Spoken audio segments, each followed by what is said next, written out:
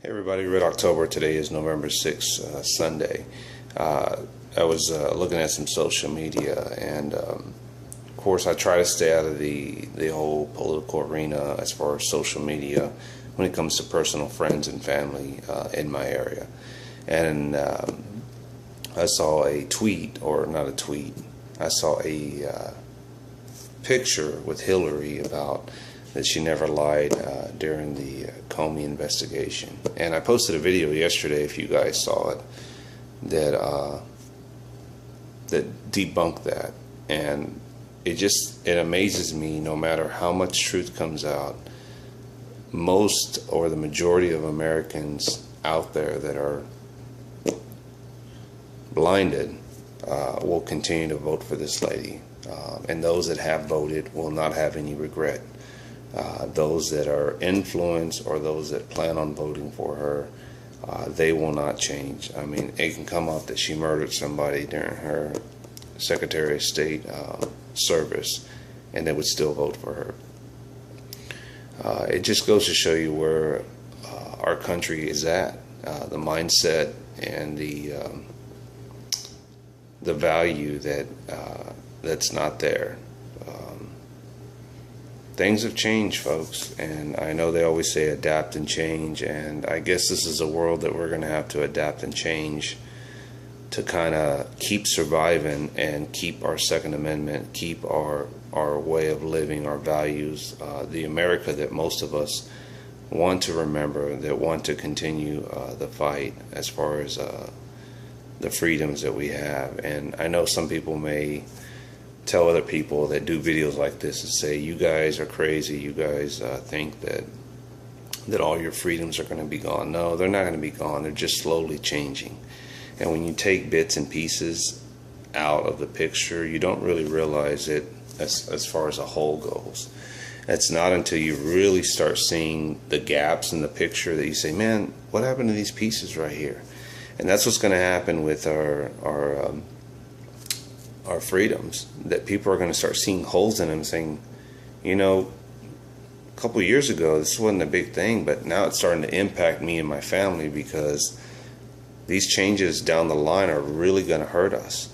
Where I thought in the beginning these people that I was electing were in it for me, and they're not. And that's not to say that Trump is the one-all saver. I'm not saying that, but you know, when you have two choices, Coca-Cola or Pepsi, and you hear something bad about one of the two companies, you're going to lean toward the other choice, because there are no other choices. And I'm not one of those guys that goes out and maxes out the credit cards or panics that, you know, we got 2 days left and yeah, you got to start buying your guns and all that. I think you should be prepared. I think that you should have some type of way of protecting you, and maybe stock up on some food with whatever you can, whether it's 3 days, a week. If you're fortunate and you can go out and buy a generator and this and that, then do it. It's not going to hurt. At some point you can either resell it, or you can have it for that rainy day when the power goes out. Things are changing in our country, and I think that they're only going to get worse. I think many of us already feel that.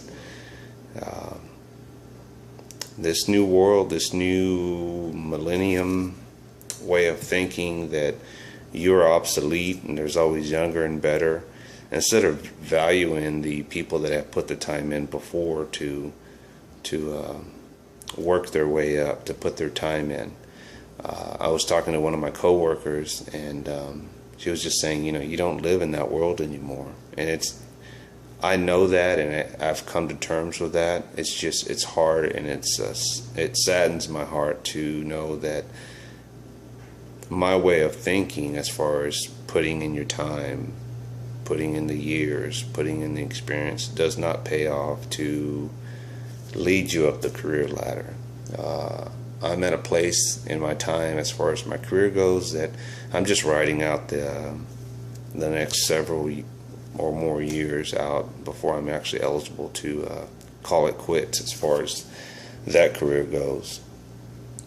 But Yeah, get ready for a whirlwind. But I wanted to share with you guys a photo that I found on social media, and I just shook my head at. And for the sake of avoiding arguments with family and friends on this picture and posting the video link and saying, no, that's not true, here it is. I'm sharing it with you guys. You can share it out. But I just shake my head at it, and people are just blinded. You can't change people that are sheeple because they think that they're smarter than you. And I'm sure they think that of us that are awakened to the world and that are prepared or not buying the smoke and mirrors anymore, that they think that we know it all. And it's not that. It's just we just want to warn them and say, hey, wake up, because this is not the America that you're going to remember years from now. All right. Thanks for watching. Stay prepared, and God help us all.